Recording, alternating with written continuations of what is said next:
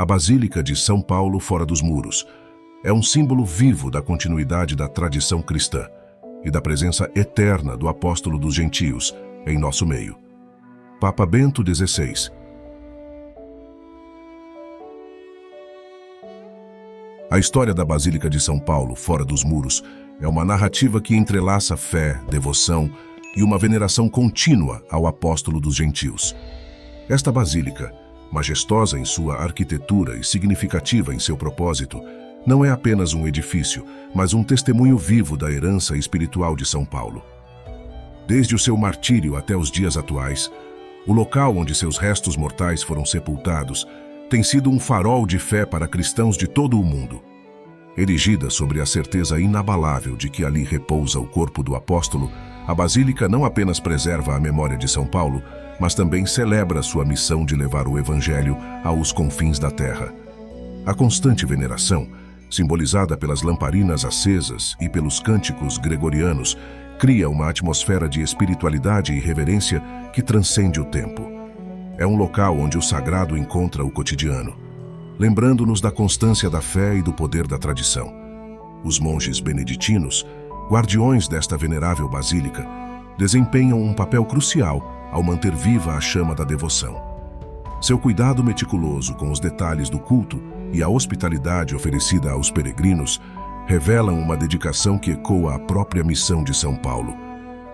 Através da celebração da liturgia das horas e da adesão à regra de São Bento, eles não apenas preservam, mas também vivificam a essência da espiritualidade beneditina, adaptando-a às necessidades contemporâneas, sem perder de vista sua raiz histórica.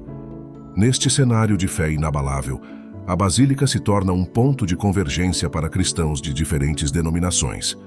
A presença de ortodoxos, anglicanos e protestantes nas celebrações ecumênicas é um testemunho do alcance universal da mensagem de São Paulo. Ele que uma vez atravessou mares e continentes para espalhar a palavra de Cristo, continua a inspirar uma união espiritual que transcende divisões e fomenta um diálogo de fé e fraternidade.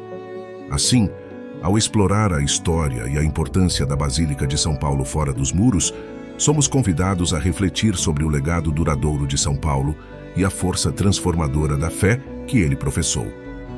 Este local sagrado não é apenas um marco histórico, mas um símbolo vivo da continuidade da tradição cristã e da presença eterna do apóstolo dos gentios em nosso meio. Qual a origem da Basílica de São Paulo fora dos muros? A razão de ser desta basílica é o túmulo de São Paulo. No ano 69 da era cristã, existem controvérsias a respeito da data. Ele foi martirizado no local onde hoje está a Abadia das Três Fontes, a cerca de 2 quilômetros daqui. Os seus discípulos trouxeram o seu corpo para cá, pois neste lugar se encontrava a necrópole mais próxima.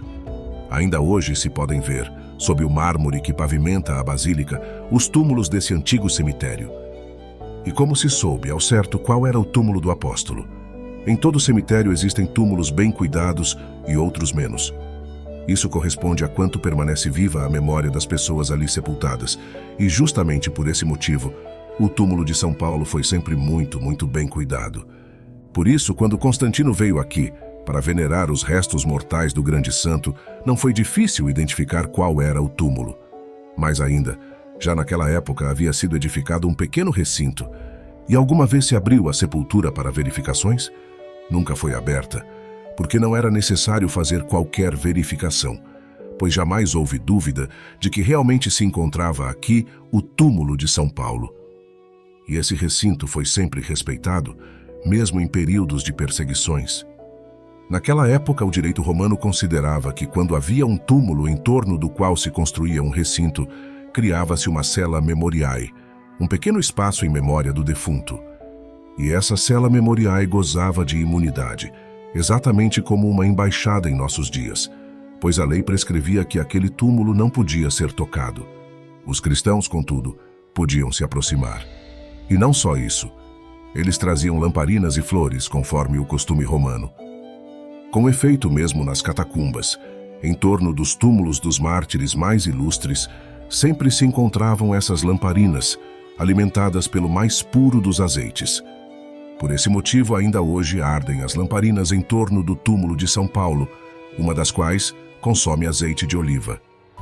E é interessante notar que justamente essa é a responsabilidade única de um dos monges da abadia beneditina contígua à basílica.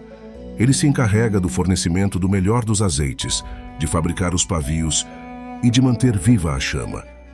É uma pequena celebração cotidiana, renovar o azeite e trocar o pavio. E com isso, o monge recorda a estabilidade do culto em torno de São Paulo, pois há quase 2000 anos, essa lâmpada arde diante de seu túmulo. Lembra ainda a estabilidade dos peregrinos, os quais nunca deixam de vir, um só dia no ano. E, por fim, simboliza o voto de estabilidade que faz cada monge beneditino. Deve causar certo efeito o fato de peregrinos serem recebidos por monges. É um fenômeno peculiar, sobretudo quando a sua visita coincide com o momento da celebração da liturgia das horas. Nós, é claro, as cantamos com as melodias gregorianas. São muito antigas, têm sua origem no século IX e foram escritas em torno do século IX. E elas têm em si uma densidade transcendental muito grande, talvez pelo fato de serem antigas. Portanto, aqueles que as escutam sentem-se transportados a um mundo de todo em todo diferente, pois o texto, as palavras do Senhor, se torna música e convida-os a acompanhar os passos de Jesus. Evidentemente, isso se dá quando é bem cantado, pois o gregoriano é dificílimo. São Bento, na regra, diz que a alma e o coração devem ser uma só coisa. Hoje, o problema é talvez o contrário, ou pelo menos diferente, pois o coração se fez de tal modo um só com a alma que muitas vezes o canto é guiado por ele, coração. E temos então um canto cansado, ou romântico, ou até mesmo agitado. É importante dizer que a regra de São Bento é uma compilação de normas de conduta muito ampla, larga e generosa, de modo que ao longo dos séculos os mosteiros puderam adaptar-se às exigências particulares dos lugares e dos tempos. Na Áustria, por exemplo, os beneditinos se instalaram há 1000 anos e desde o início tiveram a seu cargo várias paróquias, uma coisa que na Itália seria impensável. A abadia da qual provenho, Göttweig, foi fundada há 920 anos, com as 5 paróquias dela dependentes. Hoje, são 30 as paróquias a ela confiadas. De outra parte, nos Estados Unidos, praticamente todas as abadias têm anexas uma grande escola ou uma universidade. Ali existem também os seminários interdiocesanos, cuidados pelos beneditinos. Desse modo, os bispos podem enviar seus futuros sacerdotes para serem formados por nós. Isso seria impossível na Europa. Na Alemanha, existe a abadia de Sankt Ottilien, que nasceu para as missões. Na própria abadia há poucos monges, mas eles são um número muito elevado em suas missões na África, América Latina, Coreia, China. E uma mesma regra possibilita essa diversidade. Essa é a sabedoria de São Bento, que se concentrou nas coisas essenciais. Ele mesmo teve a experiência de fazer a passagem de uma vida restrita a uma vida de missão. Ele vivia como monge num lugar de penitência, como era Subiaco, e passou para uma vida de evangelização em Monte Cassino. Da sombra para o alto do monte de uma gruta para um mosteiro, de uma vida de aventura para uma vida regrada. E por isso São Bento é muito equilibrado em sua regra. Por exemplo, ele indica com todos os detalhes como se devem recitar os salmos, numa abadia. Mas deixa ao abade a liberdade de fazer adaptação, desde que não se recitem poucos salmos ao longo da semana. E a regra, sem absolutamente nenhuma mudança, guiou os monges beneditinos por 1500 anos.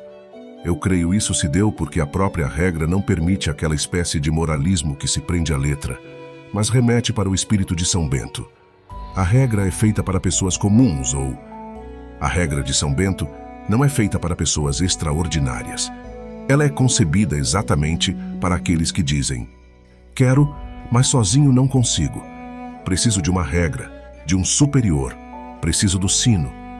Preciso de uma comunidade para rezar, para viver nela e com ela.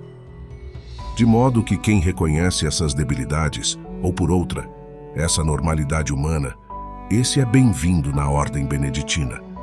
Por isso não fazemos questão de buscar vocações, de procurar pessoas e convidá-las a serem monges. O senhor quereria ressaltar algum outro aspecto da presença dos beneditinos nesta basílica? São Paulo era o apóstolo dos gentios. Foi ele quem procurou aqueles que não eram judeus para que se convertessem e acreditassem na palavra de Cristo. Por essa razão, faz já certo tempo, pareceu-nos conveniente tomar na Basílica algumas iniciativas de caráter ecumênico. Naturalmente, foi-nos sugerido proceder com atenção e cuidado, mas como o Espírito Santo não erra, as coisas se desenvolveram de um modo bastante satisfatório. A tal ponto que Bento XVI, no motu próprio, a antiga e venerável Basílica, de 31 de maio de 2005, no qual ele estabelece as novas normas referentes à Basílica de São Paulo fora dos muros, determina que os beneditinos devem promover, desenvolver e organizar esses programas ecumênicos. E o que se vê com essa experiência é uma coisa impressionante. Aqui vêm ortodoxos, anglicanos, protestantes, caldeus, calvinistas. Todos esses querem venerar o túmulo do apóstolo. Então nós os acolhemos, os acompanhamos e transmitimos a imagem real da Igreja Católica Apostólica Romana. E eles ficam muito sensibilizados. Mas alguém poderia perguntar como fazemos para atraí-los, ou por que temos interesse em atraí-los. Não sabemos dizer, e na verdade eles próprios não sabem explicar com clareza o motivo pelo qual vêm aqui. Quem os chama não é o Papa, nem somos nós, é o apóstolo dos gentios, é o próprio São Paulo que do alto do céu continua sua missão.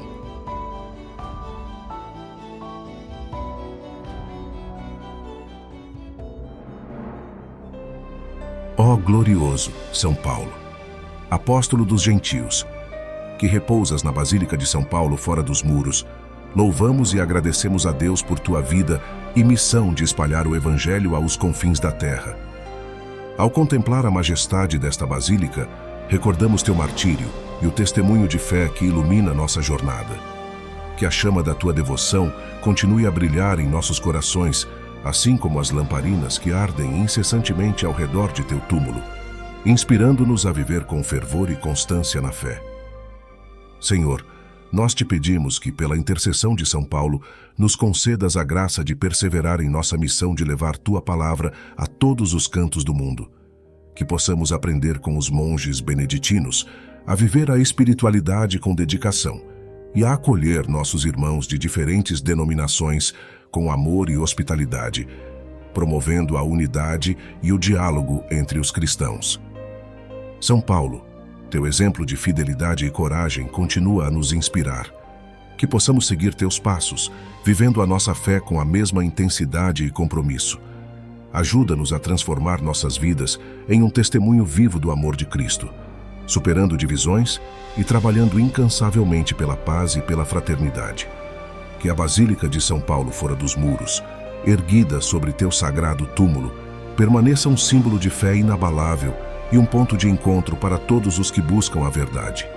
Que, através de tua intercessão, possamos encontrar a força necessária para enfrentar nossos desafios, sempre confiando na providência divina. Por Cristo, nosso Senhor. Amém. São Paulo e São Bento, rogai por nós.